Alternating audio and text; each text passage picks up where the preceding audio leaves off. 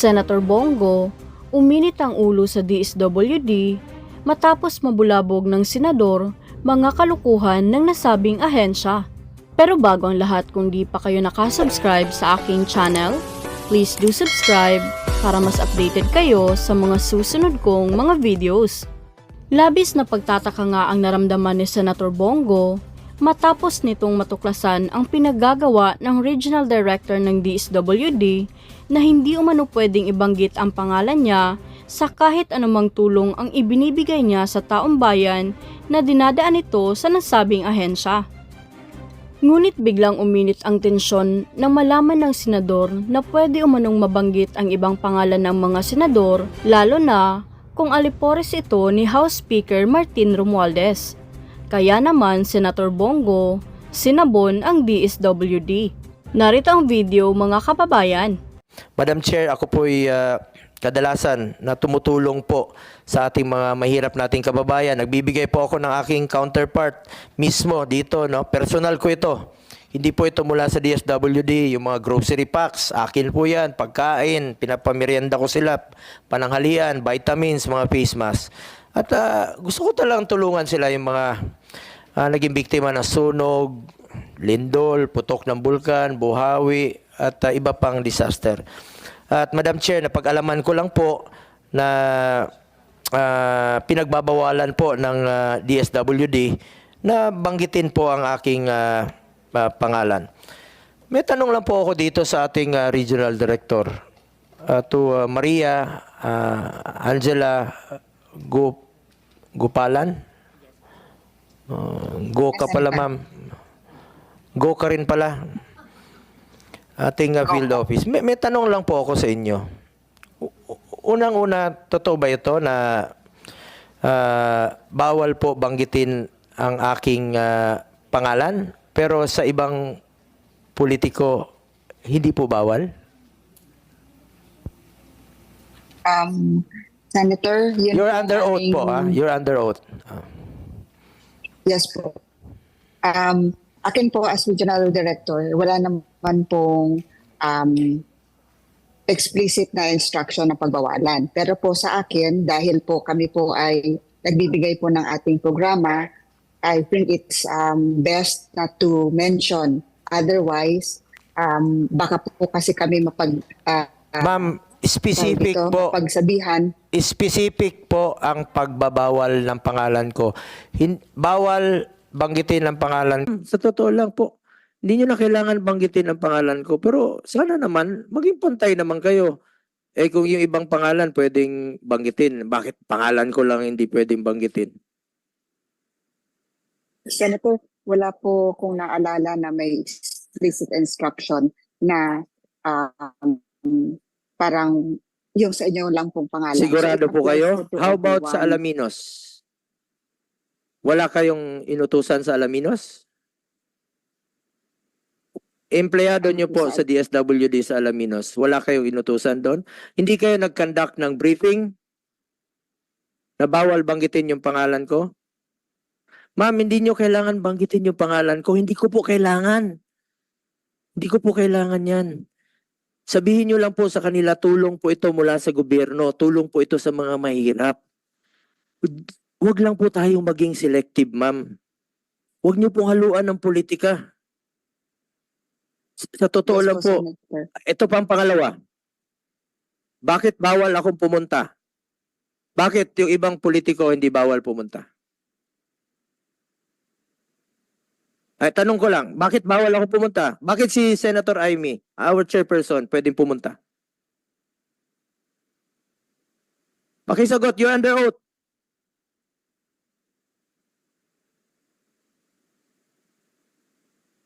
Hindi niya masagot, Madam Chair. Pangatlong tanong ko, pera niyo ba yan? Pera ng taong bayan yan, ma'am. Hindi niyo po pera yan. Just be fair with us. Pinaglaban namin ang budget ninyo panahon pa ni dating Pangulong Duterte. Alam niyo, during the time of President Duterte, walang pinipili. Ang nagdala noon, si Secretary Rolly Bautista, isang dating sundalo. Walang pinipili po yun. Hindi naman kailangan banggitin ang pangalan namin. Pero wag nyo naman sanang ipagbawal na banggitin. Wag nyo naman sanang ipagkait na kung meron po akong gustong dalahin sa natulong sa kanila. Akin naman yun, ma'am. Personal ko naman yun. Personal ko po yung grocery pack. Personal ko po yung Jollibee. Kung gusto kong pakainin, gusto kong pasayahin ang mga kababayan natin sa panahon ng kanilang kalungkutan. Mapasaya ko man lang sa kanila. Bakit nyo naman pong ipagkait sa kanila yan? Hindi nyo naman po pera yan, ma'am. Besides, sarili ko po ito, ma'am. Kung pupunta man po ako doon, akin po yun. Huwag nyo naman sanang ipagbawal. Ngayon, nandito ang inyong secretary. Pwede naman sigurong sagutin ng atin mahal na secretary yan. Bakit po ganon, sir, naging selective do tayo? At meron lang po ako isa-cite na isang instance. Halimbawa, dito sa isang lugar, Secretary Rex, sa Mindanao, merong due doon for payout na dapat nang ibigay sa kanila. Nung pumunta ka, naka-hold yun for how many months? And then nung pumunta ka, dinoble mo. Dinagdagan mo, dinoble mo. Pwede pala yung ganun. Kasi ikaw yung pumunta. General Santos City, sir.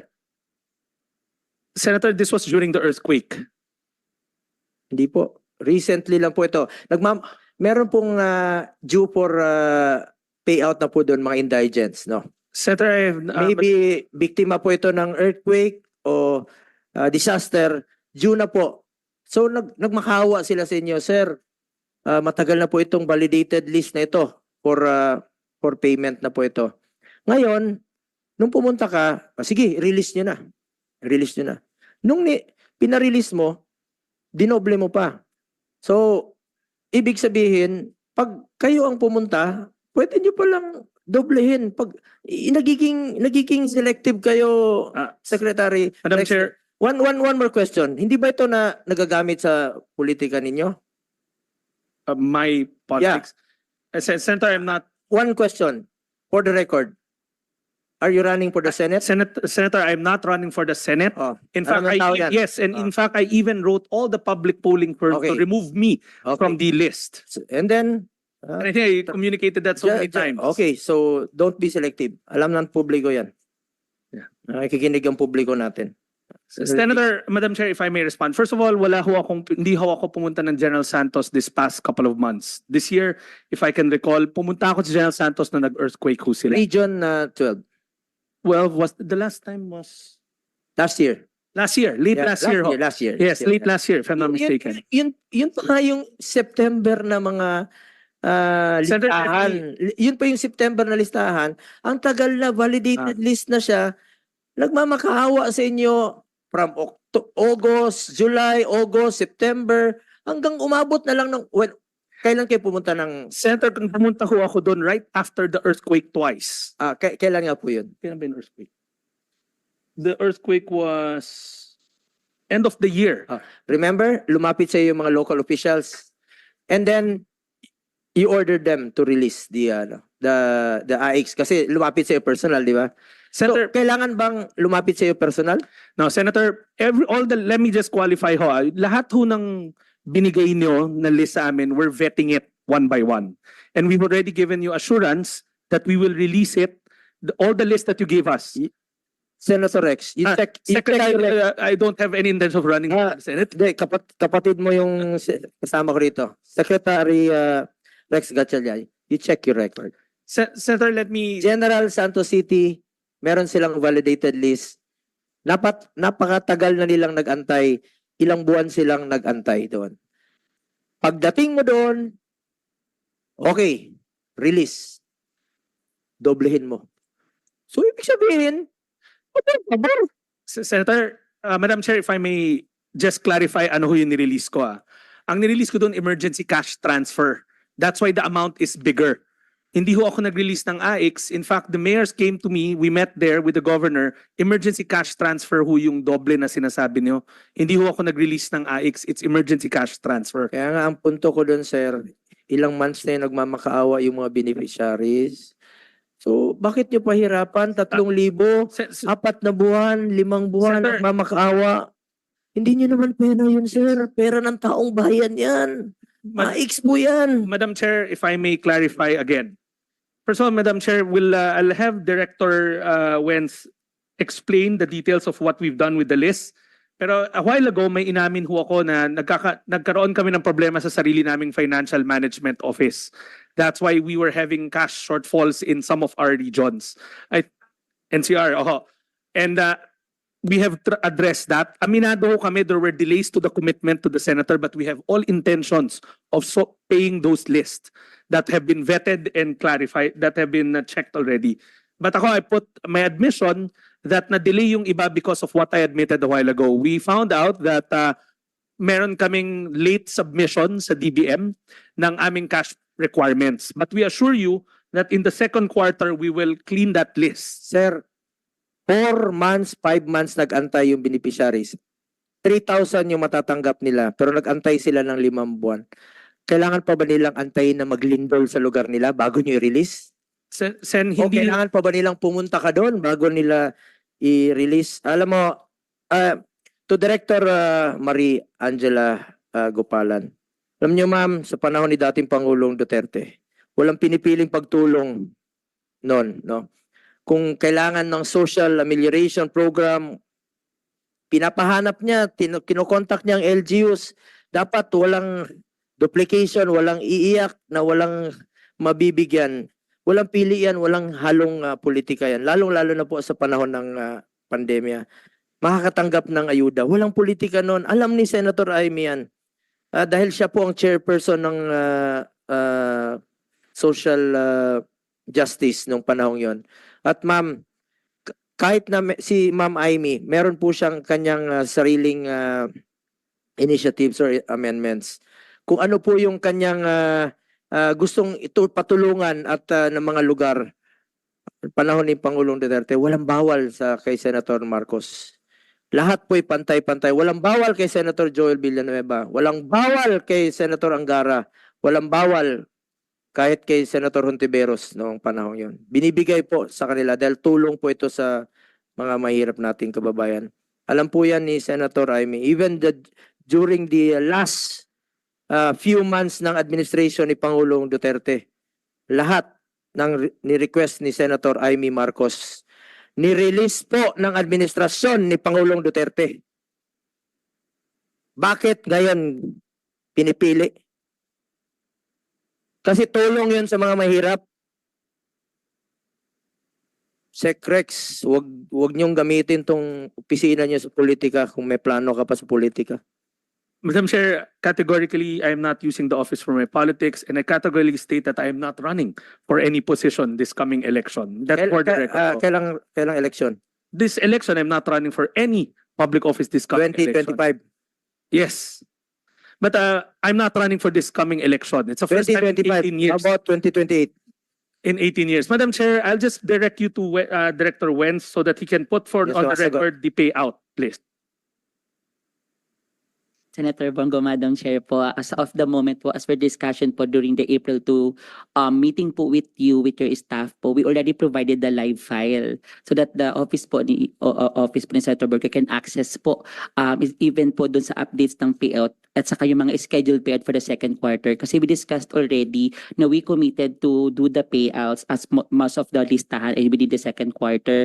But from the April 2 meeting po natin, and eventually after this date, we were able to settle na po almost 22 payouts for the record po, comprising po the 12.70% increase.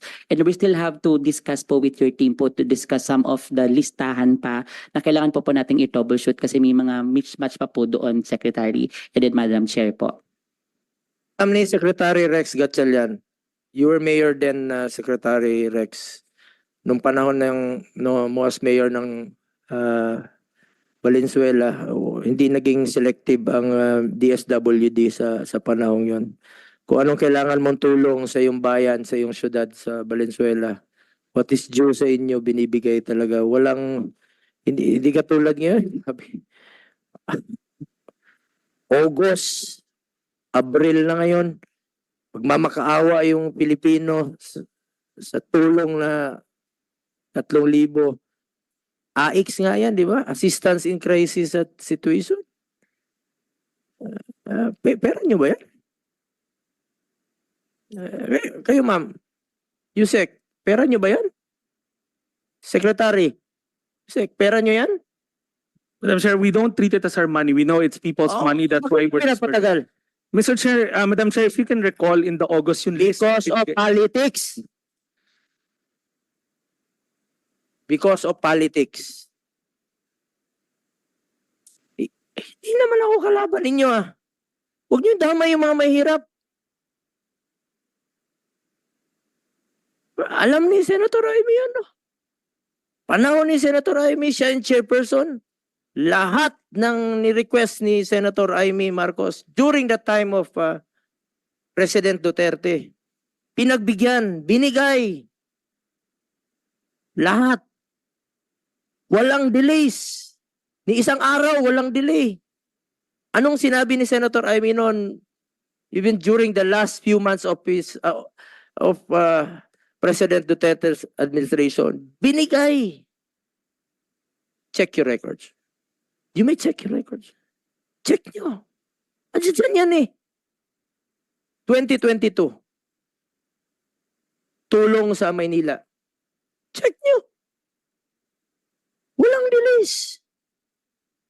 Ni isang araw, ni isang linggo, walang delays. Kasi tulong sa mga mahirap. Panahon ng pandemya, yung SAP. Kaya halos hindi nga kami matulog nun eh.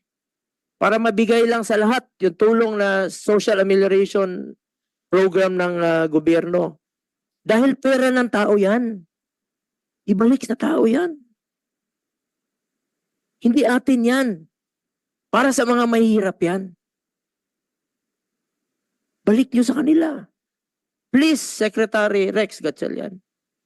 Senator, we have no intentions of withholding. In fact, last year, if you look at our disbursement rate and our obligation rate, nagamit ho lahat yan. Alam nyo, We assure you that we will make sure, Madam Chair, that ang nangyayari ngayon, sasabihin nyo, walang pera. Walang cash. Sa lahat na nakikinig na DSWD Regional Director, yun naman ang uniform answer niyo, di ba? Walang cash.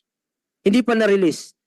Pero pag paborito ninyo, ang politiko, uy, may cash na bukas. Pag sunog, ay sorry sir, walang cash. Papahinapan niyo yung Pilipino. Nasunugan na nga, back to zero. Walang pambili. Walang pambaon. Walang pambili ng damit. Hindi makaaral. Papahirapan niyo pa. Kasi walang cash ang DSWD. Pero kung meron kayong gustong i-pay out, may cash. Pag may ano nga yung kasabihan?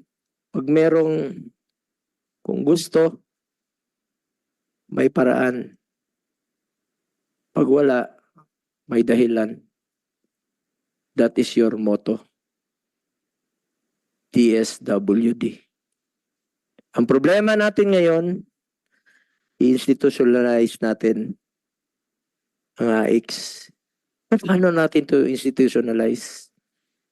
Para saan? Para kanino? Para ba sa mga mahirap? O para sa gusto ninyong tulungan?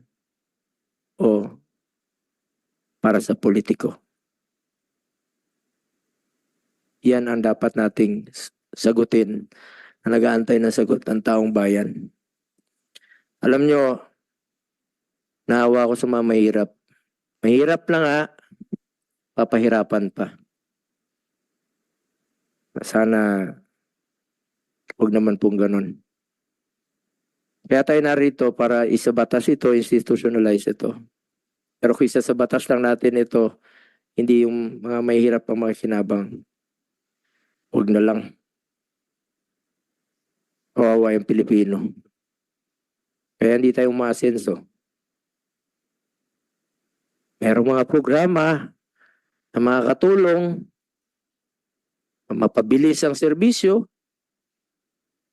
Halimbawa, hindi ko naman sa pinagmamalaki. Andyan yung Malasakit Center.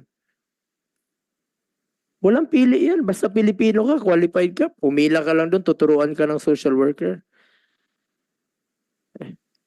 Pagpatuloy nyo lang yung mga programa na makakatulong. Huwag niyong pigilan, huwag niyong sirain. Huwag niyong pahirapan ang Pilipino. Pera po ng taong bayan yan. Kanila po yan. Sa Pilipino po yan. Yun lang po, Madam Chair. Paki-update na lang po, sir, sa mga nagmamakaawa sa inyo.